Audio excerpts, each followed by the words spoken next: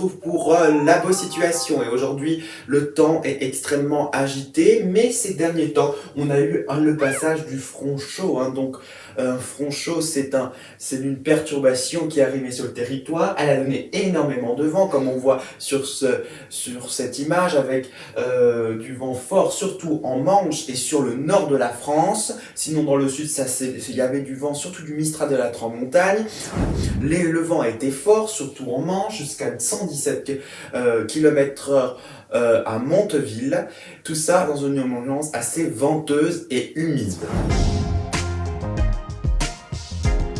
Alors qu'on avait du beau temps ces derniers temps, le temps va se dégrader. On pourrait retrouver un temps extrêmement froid dans les prochains temps, plutôt hivernal même, de milieu février. Alors pourquoi cette situation? Parce que on aura un anticyclone sur l'Atlantique, alors que les dépressions vont être sur l'Europe. Du coup, un flux de nord va se concrétiser à partir de lundi. C'est une situation à partir de lundi. Et du coup, regardez les masses d'air, tout ce qui est en bleu, c'est le froid en altitude, bien sûr. En fin de semaine, la situation va un peu évoluer puisqu'on aura un flux d'est continental puisque les dépressions vont être sur le nord de l'Europe et aussi sur le Portugal, ce qui va engendrer un flux d'est assez froid. Et du coup, on voit bien le bleu qui s'infiltre en France et sur l'Europe à cause de cela.